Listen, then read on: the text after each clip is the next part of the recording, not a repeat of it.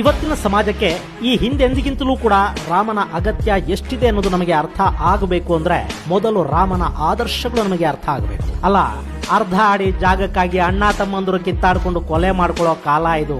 ಒಂದು ಮಂತ್ರಿಗಿರಿಗಾಗಿ ಬೆಳೆಸಿದ ಪಕ್ಷಗಳನ್ನ ಎಡಗಾಲಲ್ಲೊದ್ದು ಬೈಕೊಂಡೋಡಾಡಿದ ಪಕ್ಷಗಳ ಜೊತೆ ರಾಜಿ ಮಾಡಿಕೊಂಡು ಅಧಿಕಾರ ಅನುಭವಿಸುವ ನಾಯಕರನ್ನ ನಾವು ನೋಡ್ತಾ ಇರೋ ಕಾಲ ಇದು. ಆದ್ರೆ ರಾಮ ತನ್ನ ತಂದೆ ಅವನು 3ನೇ ಹೆಂಡತಿಗೆ ಮಾತು ಕೊಟ್ಟಿದ್ದ ಅನ್ನೋ ಕಾರಣಕ್ಕೆ ತನ್ನ ರಾಜ್ಯಾಧಿಕಾರವನ್ನೇ ಬಿಟ್ಟು ಕಾಡಿಗೆ ನಡೆದು ಬಿಟ್ಟ.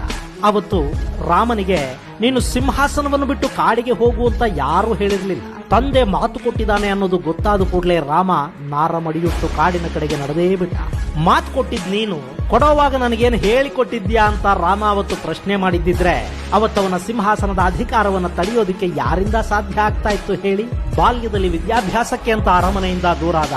ಆನಂತರ ಋಷಿಗಳ ಯಾಗವನ್ನ ಕಾಪಾಡೋದಿಕ್ಕೆ ಅಂದ್ರೆ ತನ್ನ ತಂದೆ ಮಾಡಬೇಕಾದ ಕೆಲಸವನ್ನ ತಾನು ಮಾಡೋದಿಕ್ಕೆ ಅರಮನೆಯಿಂದ ದೂರ ಇದ್ದ. ಋಷಿ ಮುನಿಗಳ ಜೊತೆ ಕಾಡಲ್ಲಿ ವಾಸ ಮಾಡ್ದ. ಆನಂತರ ಸ್ವಯಂವರದಲ್ಲಿ ಸೀತೆಯನ್ನ ಮದುವೆಯಾಗಿ ಇನ್ನೇನೊಂದಷ್ಟು ದಿನ ಸಂತೋಷವಾಗಿರ್ಬೇಕು ಅಂದ್ಕೊಳ್ಳೋಷ್ಟ್ರಲ್ಲಿ ತಂದೆ ಕೊಟ್ಟು ಮಾತಿಗಾಗಿ ಸಿಂಹಾಸನವನ್ನ ಪರಿತ್ಯಜಿಸಿ ಕಾಡಿಗೆ ನಡೆದು ಬಿಟ್ಟ. ಒಬ್ಬ ಮಗನಾಗಿ ರಾಮ ಅತ್ಯಂತ ಮೇಲ್ಮಟ್ಟದಲ್ಲಿ ನಿಂತ್ಕೊಳ್ಳೋದು ಇಲ್ಲೇನೆ. ರಾಮನ ಆದರ್ಶ ಅತ್ಯಂತ ಗೌರವಿಸಲ್ಪಡಬೇಕಾಗಿರೋದು ಕೂಡ ಈ ವಿಷಯದಲ್ಲೇನೆ.